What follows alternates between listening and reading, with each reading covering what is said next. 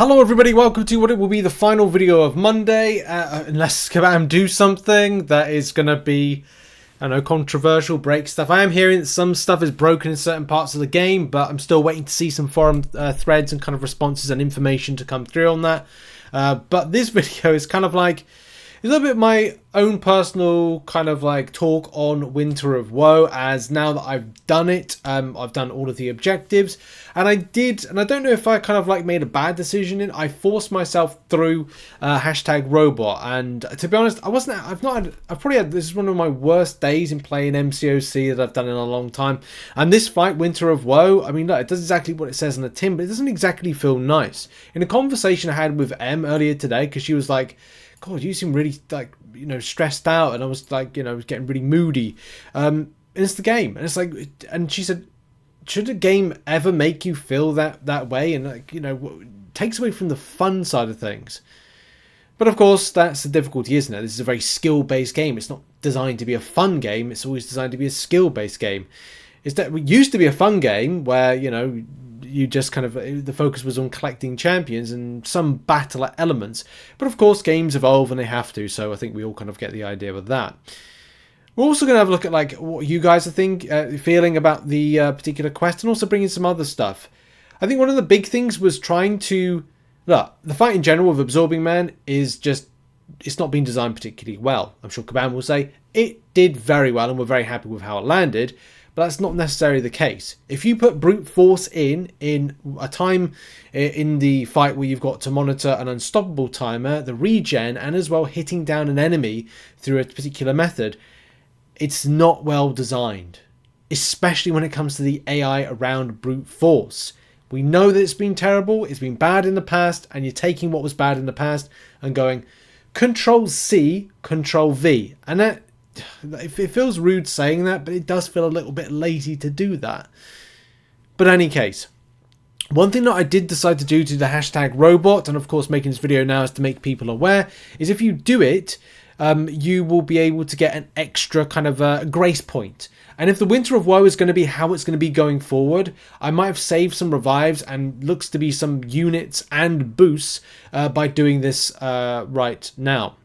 So obviously Kabam said recently at the start of this event, which was, it's kind of 2 weeks ago, while there are some aspects of the fight that players might find too difficult, we want to focus on two major issues. The hashtag robot was a very small pool of champions that can deal with a fight, and none really thrive in a fight. That's true.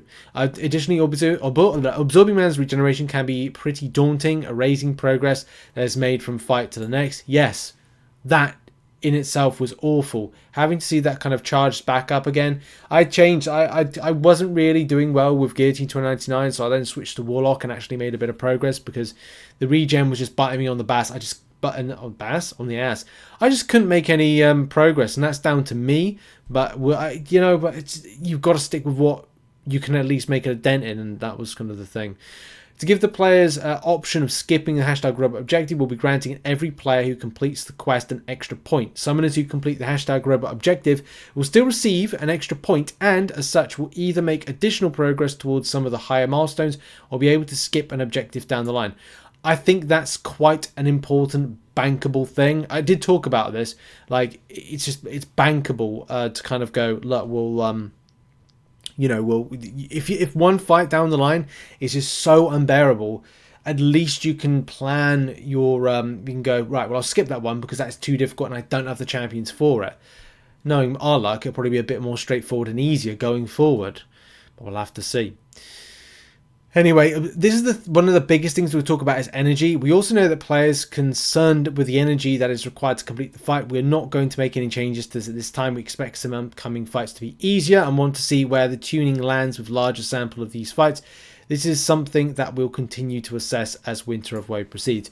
And this is the biggest problem I think I have, is that maybe Kabam are looking at players that have got larger stimulated rank 3 7-star rosters where they've got a broad spectrum of champions over the 7-star type of range. But here's the thing, I've only got 2 rank 3 7-stars. I've got a broad 7-star roster, but I've only got 1 rank 2 7-star and 2 rank 3 7-stars.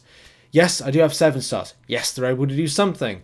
But if you've got a rank 2 and a rank 3 version, of course that gives a different perspective of this. And I'm not saying that disputes 6-star rank 4s and other stuff, but at the end of the day, you're going to have to rank up champions, ascend champions to be packing a punch. Otherwise, it's going to be very costly to the player, and that's of course a problem as well. Nodes, champions that you have in your roster, so many variables have to be considered on all of this. And also that, you know, the response, I can't remember who said this, who kind of like, I saw Josh kind of puts on Twitter, and of course it's interesting. What you see in the live stream isn't as trying to sell you on the energy being positive, because that would be ridiculous. We also spoke honestly about why this energy cost needed to exist. But for extra context, there are many players who would dive into this type of content, practice, lose, and restart in order to work towards solo, literally requiring no cost to their account. I don't mean cost in financial sense, but as we said on the stream, summoners aren't meant to get high rewards for literally nothing.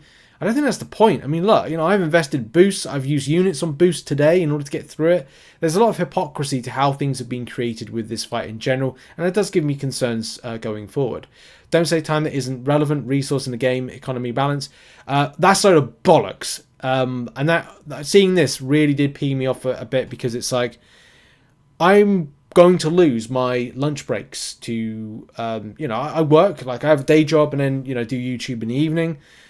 I have to use my lunch breaks now to do my Battlegrounds grinding in this next week. People would say, why wait? Well, so time has to be allocated to different things. I haven't 100% an event quest. I need to do that. It's either a case I use my time to kind of get Paragon 100%ed, you know, which I still find weird that we have to 100% Thronebreaker to then get that. Surely we could go to Paragon Gauntlet. So it's like, there's so many more things to that. I need to do Arena because I need to top up the units that I lost today in order to invest into this. Like, time is so important. This is an incredibly grindy game, even more so if you're free to play. And also, for farming units and stuff like that. So there's always moving parts and moving elements to this that, you know, there's some things that I just don't think Kabam get. And I think, you know, if this is a person that spends in Marvel Contest Champions, again, different perspectives. And the members of Kabam staff that spent and got their Necropolis, they got Valiant before a lot of players, like way before I did, and they only completed like Necropolis, whereas I had to 100% by the end of January to get Valiant. And those Valiant dailies are so important, as well as many other things are important by being a free-to-play and Valiant player. The same way that you invest in other places of the game. It's a very grindy game. I think it's quite refreshing that I made that switch to become a non-spending player in MCOC to just get an idea of what everyone else experiences. And I'm not kind of coming across that I'm being, you know, overly critical. I'm just pointing out the obvious. This is real. This is the realism here. Like, this is what players experience. And when you've got that, like I'm not saying that's non-spending, but when you've got that mentality of every resource matters, that when you go in to do something like Winter of Woe, if you can make that, you know, solo, then that's fantastic. That saves you down the line. And when it comes to, like, you know, end game content, you can then invest thusly. No, I had a bad day at the office with kind of like playing. When I say bad day at the office, not when I'm going to the office for work. I'm talking about when I'm playing that mode. Messed up a few times. That robot objective just destroyed my soul. And that's kind of like, again, the fun. Like, where's the fun? The Hulk fight, right? That's okay. Do you know what? Using Hulk for it, the Gamma one, thumbs up. That's okay. Sinister 6, iffy. Hashtag robot, ugh. But again, that's the problem, isn't it? Of like Kabam really thinking thoroughly through stuff and who they're kind of testing this against. There are some people in Kabam that are incredible players, and if they go to them and just go, oh, do you know what? You're fine. The average players at Kabam may go, it's fine. And it's like, maybe that's not the best people to kind of ask on this particular stuff of who you're road testing your challenges on. It just, to me, just isn't it? But in any case, with all that being said, like, and there's a lot more to it. Like, why Kabam did this? Is this a case of is this a PR stunt to get everyone talking about the game, and it kind of like gets the trending algorithms going within Google, so people then that's tinfoil hat job. Like, bad PR is good PR, but I want to, you know, there's a lot more to this particular situation to unpack, but it's kind of like, oh, this situation, man. Especially as we go into like the next one, we'll have to see what the next one's like. Hopefully Kabam have learned lessons. I just want to go over a few opinions from the community on the matter. Coffin of the Iron Mountain says, yes, it was painful. I used Guillotine 299 and Hulk for them. I'm only Paragon, so couldn't do the other one. Didn't bother with Robot, not taking Warlock or Guillotine 29, 6-star pass rank 3, and couldn't be bothered. Used 7-star rank 1 Hulk for Gamma and Sandman for Sensor 6. Sandman took a few tries until I got the solo. It's tough work. Hulk took 5 to 6 revives, got him down. The fight is way overtuned though, it's ridiculous. I'm not Valiant, but I did the other two objectives. I felt when I finished them, obviously the best feeling was when I soloed with a 5-star She-Hulk. Well, that's the Gamma one. It took me 10 minutes. Having to pump health items into Guillotine 29 wasn't so fun, but I felt relieved to have the objective done. Fair play. I just wish Vision worked on this fight and his power burn count. Oh, that would be a good shout, yeah. Vision work couldn't have power lock the entire fight, kept him stuck in flesh from the whole time. The drop in inputs, weird AI definitely affected any attempt. We talked about this before, it's just not good. One hit often kills when input is dropped. Yes, I agree, I had some of that today. And AI just holds block and doesn't throw, I suppose better to shot. Then decides to went unstoppable up, so you forced to take away a strong DGen 2. And on top of that, the energy cost definitely feels like a huge burden to do rather than a fun challenge. Challenges in this game should have clear, distinctive philosophy, and they adhere not just difficult for the sake of it. Wish they leaned into the character themselves when drawing out of the challenge. Defeating Absorbing Man without letting him touch you to absorb power, defeating Absorbing Man with an Asgardian, defeat Absorbing Man with an Avenger. That's a good point, isn't it? It's like it stretches your roster against a wider net rather than it being so specific. Even Kabam said that was a bit of an L from their particular perspective. Most frustrating fight yet for me, biggest gripe, was the 5 energy and the fact that Kabam gave us no free energy content this month. I did the Gamma objective with the rank 4 She-Hulk, and I will be honest, this is why Prime Gaming has been such a beneficial thing for me, because it's just allowed me to get energy. And Kabam would probably look at my account now and look at my inventory and look at my health and energy and go, what's Rich complaining about? He's got 7 there. Here's the thing, those will all go. They'll be gone soon. I just need to do Event Quest, which I'm trying to do in a more kind of like economical sense. And now I know that Winter of Woe is going to cost me more energy. I've now got another resource I'm going to have to manage. And look, as I said, being a free-to-play player, you've got to manage your stash, and it becomes more annoying if you're like, hey, I can't do that Guillotine Deathless challenge yet. Mainly because, oh, by the way, I need to do it, because if I don't do it, I don't get some extra milestone, I don't get some extra points for this, because you'll have to use the champion in order to get access to a special objective, which is going to be beneficial. And Kabam will say, no, it won't be, but we all know it is, because then you'll be able to save on doing some future runs if there's any difficult bosses you go up against. Oh, the complexity when it comes to the game. But I've got a box clever, like I need to kind of save that back. I can't go into other bits of content and go, oh, by the way, that I need to use that energy here. No, I'm going to use the energy elsewhere. This is meant to be in-game content. It's not supposed to be easy. Okay, so where is the casual intermediate content, or just some monthly event quest and a boring side quest again? Well, that's an interesting point, isn't it? Like, what bridges the gap? If M's saying to me, well, I need something that's kind of like not as easy as where I'm with the event quest. I need something, you know, in between, and she's that kind of player. It's like, well, what's available? So it's obviously a question there. Do incursions?